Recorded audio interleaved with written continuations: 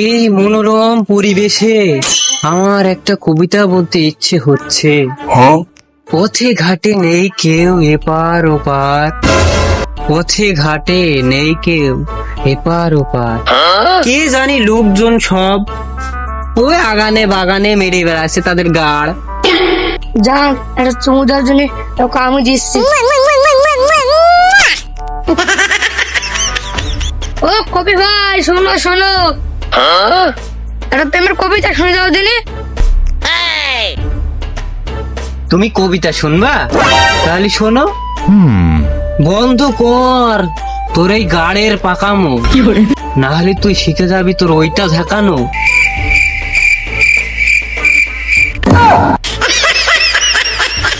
High বন্ধুরা, আমি টিকটকে নতুন, আপনারা সবাই আমাকে সাপোর্ট করবেন।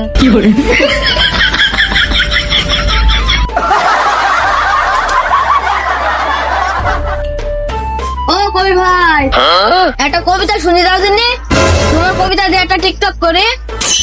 তুমি আমার কবিতা দিয়ে টিকটক করবা? আচ্ছা ঠিক আছে, তাহলে শোনো। টিকটক করিস আর করিস তুই ঢং, টিকটক করিস আর তুই করিস তুই ঢং, লাফালাফি করিস আর নাচাস তোর ডাং।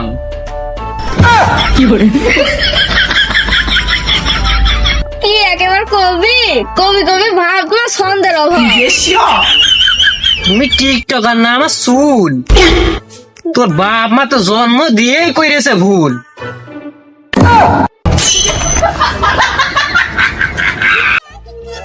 ফালতু কবি। যা যা, হর, যত সব ফালতু ছেলেপিলের জন্য আমার মুডটাই অফ হয়ে গেল। তন্তি হয়ে যায় টিকটকার, আমার প্রেম বাবা মোবাইল খুব গল্প করে। ওরা আমার মর্ম কি বুঝবে আমার কবিতার। যাই ওই দোকান থেকে একটু চা খাই আসি।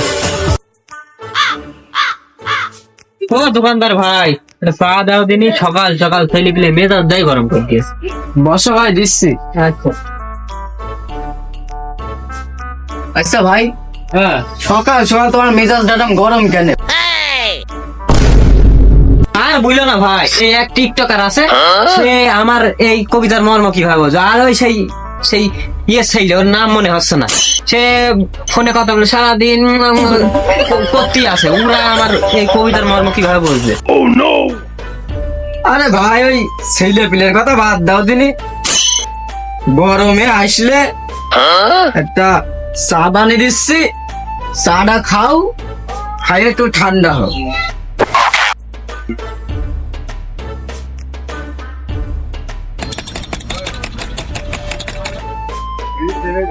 না ভাই, এই চাটা খাও, দেখ, খাই ঠান্ডা হোক।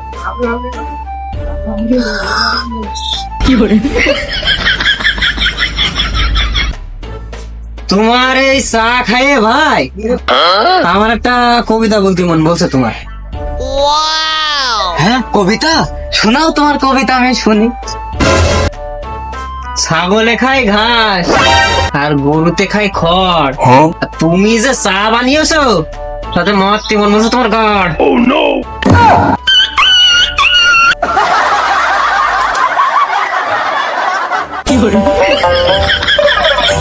ও ভাই, এই চাটা কি তোমার বাপ দেবে?